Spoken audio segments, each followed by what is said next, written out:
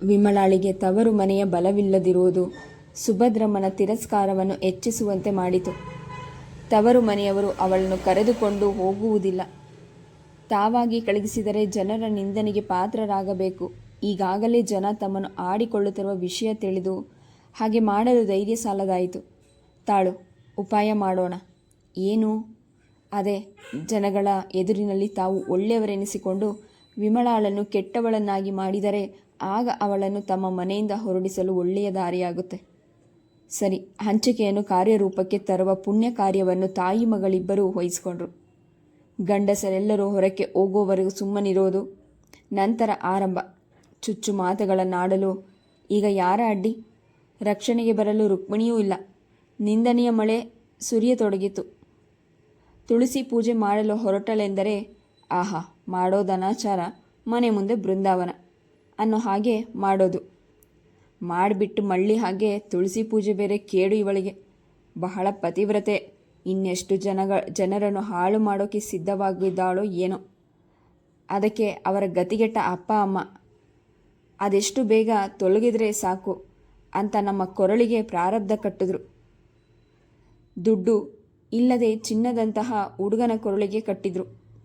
ನನ್ನ ಮಗನಿಗೆ ಹೆಣ್ಣು ಕೊಡೋಕೆ ಎಷ್ಟು ಜನ ಕಾದಿದ್ರೆ ಅಲ್ವೇನೆ ಹೇಮ? ಆ ಮಾತಿಗೆ ಸೈಗುಡುತ್ತಾ ಹೌದಮ್ಮ, ನಾವೆಷ್ಟು ಜನರ ಮನೆಗೆ ಹೋಗಿದ್ವಲ್ಲ. ಹೇಮ ಮಧ್ಯ ಬಾಯಿ ಹಾಕೋದು, ಮತ್ತೆ ವಾಕ್ ಪ್ರವಾಹ ಹರಿಯೋದಕ್ಕೆ ಶುರು. ಕಣೆ, ಸಾವಿರಾರು ರೂಪಾಯಿ ಬೇಡ, ಏನೋ ಹುಡುಗಿ ಚೆನ್ನಾಗಿದ್ದಾಳೆ ಅಂತ ಭ್ರಮೆಗೆ ಬಿದ್ದು ಡೋಕರಿ ಕಾಲಿನವಳನ್ನು ಕಟ್ಟಿಕೊಂಡಂತಾಯಿತು. ಆದರೆ ವಿಮಲ ಈ ಮಾತುಗಳಿಗೆಲ್ಲ ಉತ್ತರ ಕೊಡುವ ಗೋಜಿಗೆ ಹೋಗ್ತಿರಲಿಲ್ಲ. ಕೆಲಸದವಳಂತೆ ತನ್ನ ಕೆಲಸವನ್ನು ತಾನು ಮಾಡಿಕೊಳ್ಳುತ್ತಾ ಇರುವುದನ್ನು ನೋಡಿ ತಮ್ಮ ಹಸ್ರಗಳ ವ್ಯರ್ಥವಾಗಿ ಹೋಗಿದ್ದಕ್ಕೆ ಕೈ ಹಿಸುಕಿಕೊಳ್ಳುವಂತಾಯಿತು. ಹೇಗಾದರೂ ಮಾಡಿ ಅವಳನ್ನು ಜಗಳ ಕೆಳೆದು ಅವಳ ಬಾಯಲ್ಲಿ ಎನ್ನುವುದನ್ನು ಪ್ರಕಟ ಮಾಡಬೇಕೆಂದು ಪ್ರಯತ್ನಪಟ್ಟವರಿಗೆ ನಿರಾಶೆಯಾಗಬೇಕಾಯಿತು. ಈಗ ಹೇಮ ಮತ್ತೊಂದು ನವೀನ ಅಸ್ತ್ರ ಹೂಡಲು ತೊಡಗಿದಳು. ವಿಮಲಾಳಿಗೆ ಕೇಳಿಸುವಂತೆ ಹಾಡು ಪ್ರಾರಂಭ ಮಾಡ್ತಿದ್ಲು. ಅಂತಹ ಪವಿತ್ರ ದೇವರ ನಾಮ ಅವಳ ಬಾಯಲ್ಲಿ ಮತ್ತೊಬ್ಬರ ಮನಸ್ಸು ನೋಯಿಸುವ ಸಾಧನವಾಯಿತು. ನಗೆಯು ಬರುತ್ತಿದೆ, ಎನಗೆ ನಗೆಯು ಬರುತ್ತಿದೆ. ಪತಿಯ ಪೆಟ್ಟು, ಪರರ ಒಲುಮೆಗೆ ಸತಿಯ ಕಂಡು ನಗೆಯು ಬರುತ್ತಿದೆ. ಆದರೆ ವಿಮಲಾಳು ಮೊದಲು ಇವೆಲ್ಲ ವಿಷಯಗಳಿಗೂ ಉದಾಸೀನಳಾಗಿದ್ದರು. ಯಾವುದೋ ಅವ್ಯಕ್ತ ವೇದನೆಯೊಂದು ಅವಳ ಹೃದಯವನ್ನು ಕುಟುಕತೊಡಗಿತು. ದಿನವೂ ಈ ಮಾತುಗಳು ಅವಳ ಕಿವಿಗೆ ಬಿದ್ದು ಅವಳ ಮನಃಶಾಂತಿಯನ್ನು ಕದಡತೊಡಗಿತು. ಇನ್ನು ಇಂತಹ ಬಾಳು ಬಾಳೋದಕ್ಕಿಂತ ಮರಣವೇ ಲೇಸು. ತಾಯಿ ಇಲ್ಲದ ತವರು, ಗಂಡನಿಲ್ಲದೆ ಅತ್ತೆ ಮನೆ ಎರಡೂ ಮಸಣಕ್ಕೆ ಸಮ ಎನ್ನೋದು ನಿಜ. ಯಾವುದೂ ಇಲ್ಲದ ನಾನು ಇನ್ನೇತಕ್ಕೆ ಬದುಕಬೇಕು? ನನ್ನಿಂದ ಎಲ್ಲರಿಗೂ ತೊಂದರೆ ಅಂತ ಯೋಚಿಸಿ ಅದೊಂದು ದಿನ ನಿರ್ಧರಿಸೇ ಬಿಟ್ಲು. ಆದಷ್ಟು ಜಾಗ್ರತೆ, ನಾನು ನನ್ನ ಅಮ್ಮನ ಮಡಿಲನ್ನು ಸೇರುತ್ತೇನೆ ಎಂದು ಅರ್ಧ ರಾತ್ರಿಯಲ್ಲಿ ಯಾರಿಗೂ ಗೊತ್ತಾಗದಂತೆ ಮೆಲ್ಲನೆ ಎದ್ದು ಮನೆ ಬಿಟ್ಟು ಹೊರಟು ಹೋದ್ಲು. ಮಾಧವ ಪಕ್ಕದ ಹಳ್ಳಿಯಲ್ಲಿ ಮೋಹಿನಿ ಭಸ್ಮಾಸುರ ನಾಟಕವನ್ನು ನೋಡಲು ತನ್ನ ಗೆಳೆಯರೊಡನೆ ಸಂಜೆಯೇ ಮನೆ ಬಿಟ್ಟು ಹೊರಟಿದ್ದನು. ರಾತ್ರಿ ಆಟ ಮುಗಿಸಿ ವಾಪಸ್ ಬರುವಾಗ ಬೆಳಗಿನ ಜಾವ 4 ಗಂಟೆಯಾಗಿ ಬಿಟ್ಟಿತ್ತು. ಮಾಧವನು ಆಟವನ್ನೇ ವಿಮರ್ಶೆ ಮಾಡುತ್ತಾ ಅವರ ಹಾಸ್ಯ ಸಂಭಾಷಣೆಯನ್ನು ಮತ್ತೊಮ್ಮೆ ಕೇಳಿಕೊಂಡು ಆನಂದವಾಗಿ ಕೇಕೆ ಹಾಕಿದಾಗಲೆಲ್ಲ ಅವರ ನಗುವು ದಾರಿಯಲ್ಲೆಲ್ಲ ಪ್ರತಿಧ್ವನಿಸುತ್ತಿತ್ತು. ಇನ್ನೇನು ಕೆರೆಯ ದಡವನ್ನು ದಾಟಿದರೆ ಊರಿನ ಹಂಚು ಸಿಗುತ್ತದೆ.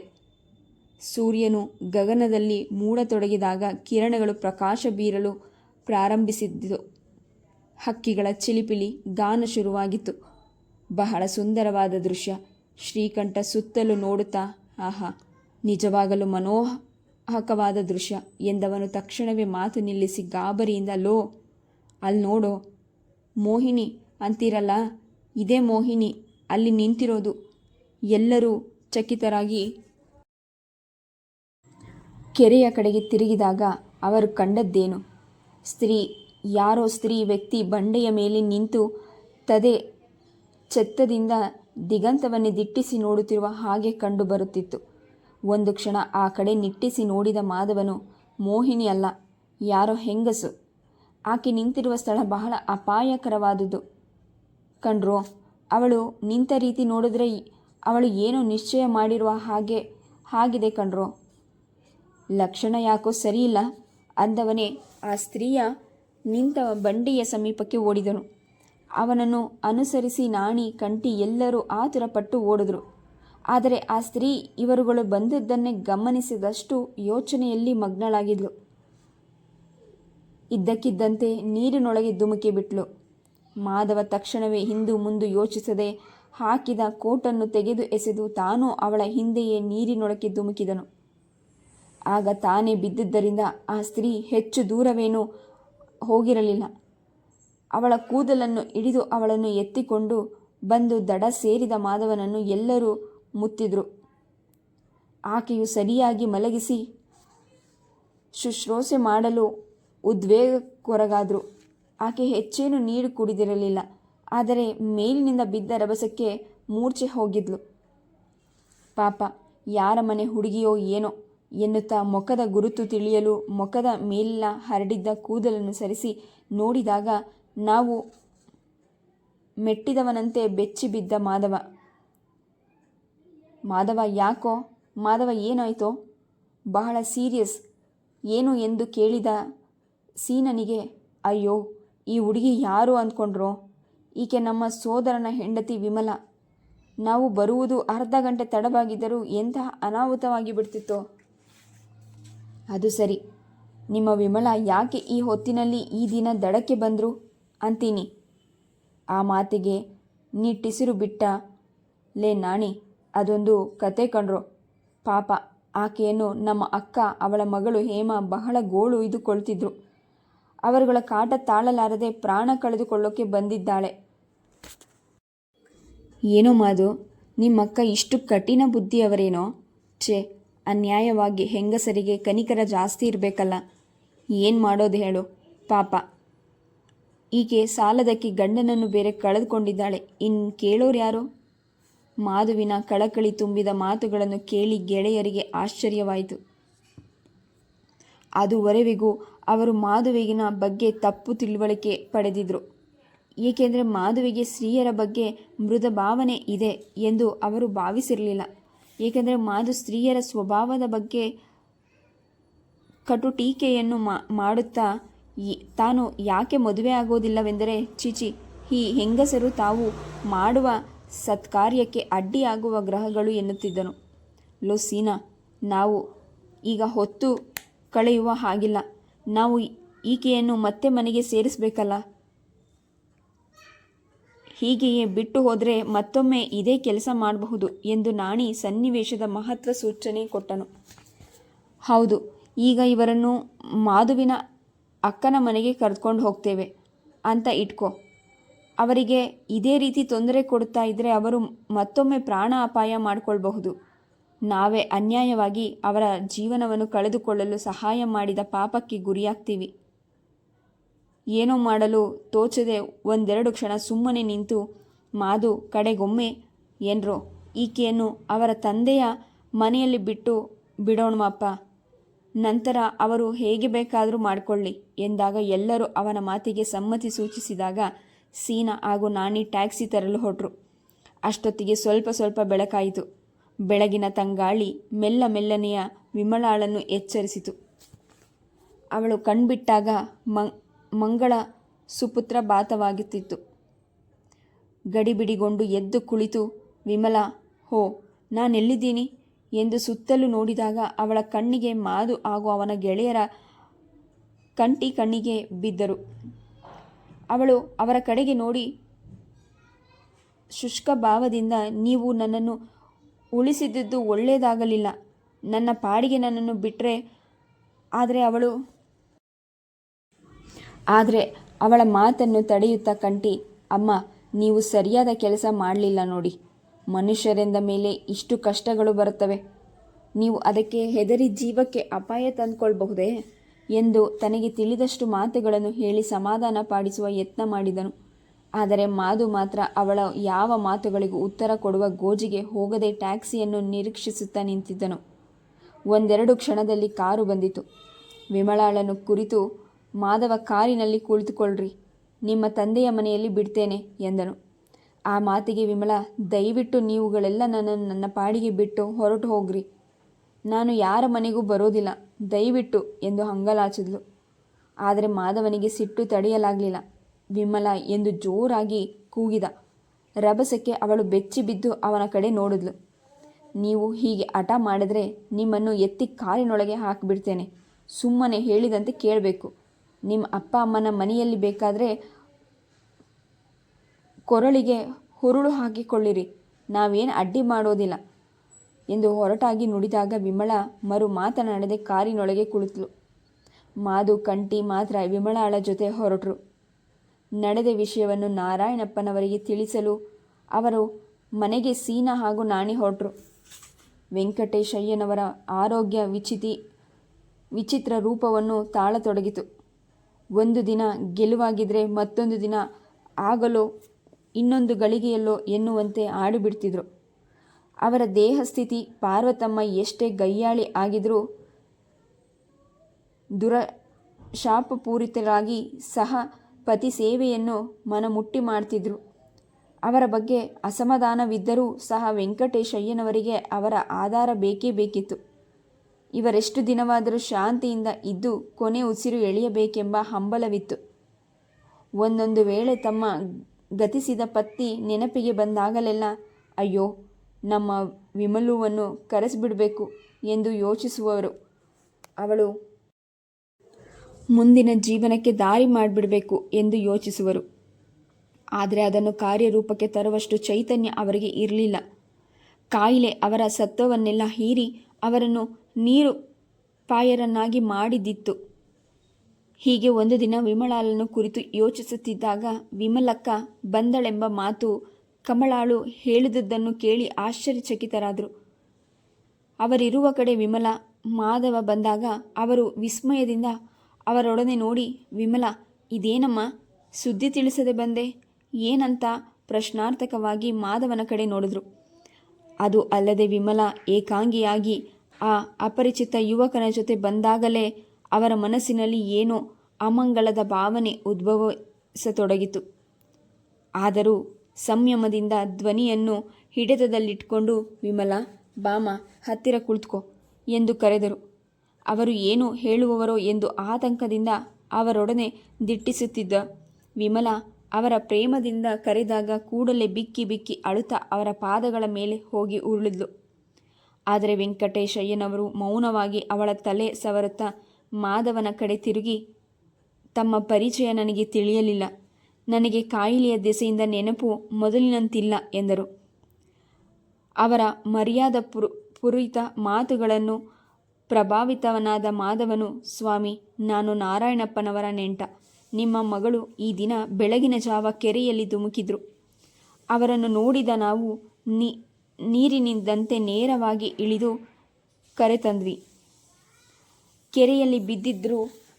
ಅಷ್ಟು ಮಾತುಗಳನ್ನು ಕೇಳಿದ ವೆಂಕಟೇಶಯ್ಯನವರು ಗಾಬರಿಯಿಂದ ತಮ್ಮ ಎದೆಯನ್ನು ಅದುಮಿಕೊಂಡು, ಏನು, ನಮ್ಮ ವಿಮಲುಗೆ ಅಂತಹ ಬುದ್ಧಿ ಯಾಕೆ ಕೊಟ್ಟಿತು? ನೀವು ಅವಳ ಅತ್ತೆ ಮಾವನವರಿಗೆ ತಿಳಿಸಲಿಲ್ವೇ? ಮಾಧವನು ಅವರ ಮಾತುಗಳಿಗೆ ಉತ್ತರ ಕೊಡುತ್ತಾ, ನಿಮ್ಮ ಮಗಳು ಅಲ್ಲಿ ಅಷ್ಟು ನೆಮ್ಮದಿಯಾಗಿಲ್ಲವೆಂಬ ವಿಷಯ ನಿಮಗೆ ತಿಳಿದಿರುವುದು ಬಹಳ ಆಶ್ಚರ್ಯ.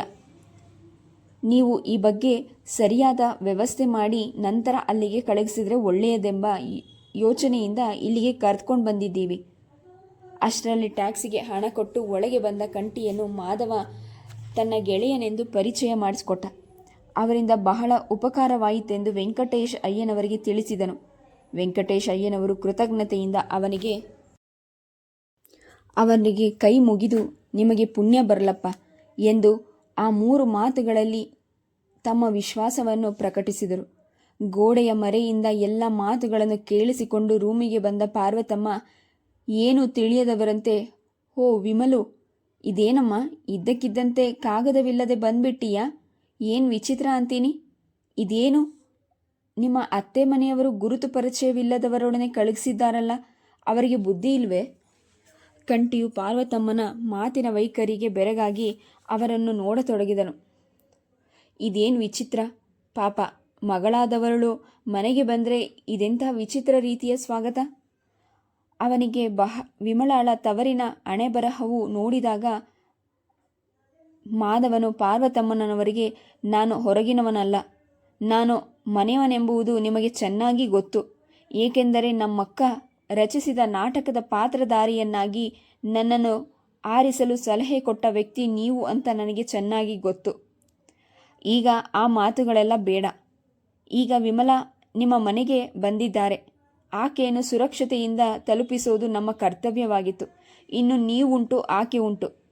ಇನ್ನು ಮೀರಿದರೆ ನಮ್ಮ ಅಕ್ಕ ಸುಭದ್ರಮ್ಮ ಉಂಟು. ನಡೆಯೋ ಕಂಟಿ ಹೊರಡೋಣ. ಅವನ ಖಾರವಾದ ಮಾತುಗಳು ನೇರವಾಗಿ ಗುರಿ ಮುಟ್ಟಿತ್ತು. ಪಾರ್ವತಮ್ಮನಿಗೆ ಭಯವಾಗತೊಡಗಿತು. ತನ್ನ ಪತಿಯ ಮುಂದೆ ತನ್ನ ರಹಸ್ಯವೆಲ್ಲ ಬಯಲಾಗೋದು ಎಂದು ಕ್ಷಣವೇ ಬಣ್ಣ ಬದಲಾಯಿಸಿಕೊಂಡು, ಛೇ, ನನಗೆ ತಕ್ಷಣ ಗುರುತು ಗೊತ್ತಾಗ್ಲಿಲ್ವಲ್ಲಪ್ಪ, ಬಹಳ ದಿನಗಳಾಯಿತಲ್ವಾ. ಅಯ್ಯೋ, ನನ್ನ ಬುದ್ಧಿಗೆ ಬೆಂಕಿ ಹಾಕಿದ್ರು.